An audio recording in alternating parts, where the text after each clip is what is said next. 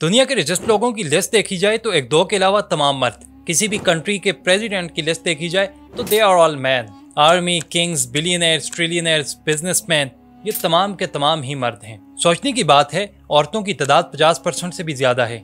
तो ऐसा कैसे मुमकिन है कि तारीख में सिर्फ मर्दों ने ही रूल किया? कोई औरत कभी $1 बिलियन कंपनी की हेड क्यों नहीं बनी, या किसी भी मुल्क की प्रेसिडेंट? अगर हम काउंट करना भी चाहें तो हम उंगलियों पे उनके नाम गिन सकते हैं कि कितनी औरतों ने रूल किया। तो ऐसा क्यों?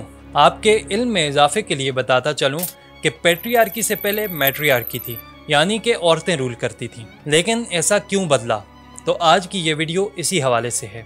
आज से 2 लाख साल पहले फर्स्ट मॉडर्न ह्यूमन यानी कि होमो सैपियंस आए, और आज से 1 लाख साल पहले वो ह्यूमंस आए जिनका ब्रेन स्ट्रक्चर हमारे ब्रेन स्ट्रक्चर से सिमिलर था। तो यहाँ पे हम एज्यूम कर सकते हैं कि हम कितनी देर से दुनिया में आए। तो इस पूरे टाइमलाइन में 12,000 साल पहले पैट्रियार्की शुरू हुई।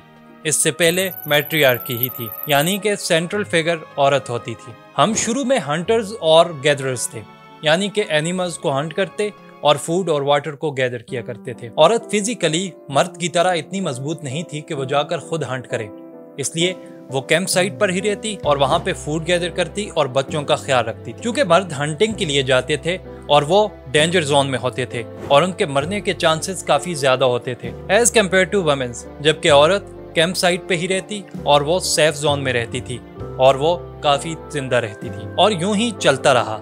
औरत काफी देर तक सेंटर ऑफ सोसाइटी थी और ये एक मैट्रियार्कल सोसाइटी थी। लेकिन with the passage of time agriculture and domestication of animals increase हुई और अब मर्दों को जरूरत नहीं थी कि वो दूर दूर जाके हंटिंग करें, और अब एग्रीगेरियन सोसाइटी बन गई थी।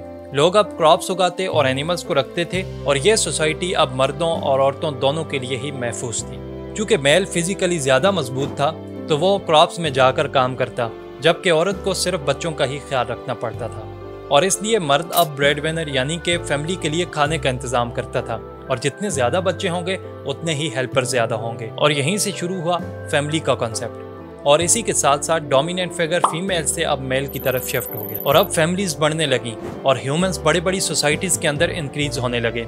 जैसे जैसे ह्यूमंस इंक्रीज होते गए, सोसाइटीज बढ़ती गईं, लैंड और रिसोर्सेज के लिए फाइट शुरू हो गई। सब चाहते थे कि उनके पास अच्छी लैंड और अच्छा खाना हो। मर्द चूंकि मजबूत थे तो वो वॉरियर्स बन गए और अपनी फैमिली और रिसोर्सेज के लिए लड़ना शुरू कर दिया, और इस तरह मर्दों की पोजीशन और ऊंची हो गई। सोसाइटीज में फाइट्स के दौरान भी वो मर्द ऊपर आए जो ज्यादा ताकतवर थे, और यूं आहिस्ता आहिस्ता औरतों की पावर्स खत्म होना शुरू हो गई। अगर देखा जाए तो ये किसी एक कल्चर की बात नहीं है, बल्कि ये पूरा एक ह्यूमन एवोल्यूशन है। और फिर हम एग्रीगेरियन सोसाइटी से निकलकर इंडस्ट्रियल सोसाइटी बन गए, और आज हम डिजिटल सोसाइटी में रह रहे हैं, जहाँ पे एक मर्द और औरत के दरमियान डिफरेंस की लाइन अब ब्लर होना शुरू हो गई है।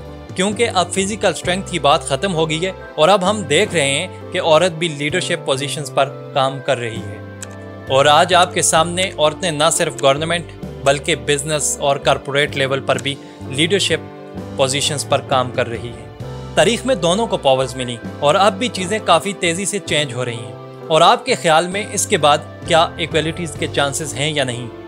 कमेंट सेक्शन में ज़रूर अपनी राय से आगाह कीजिएगा। Thank you.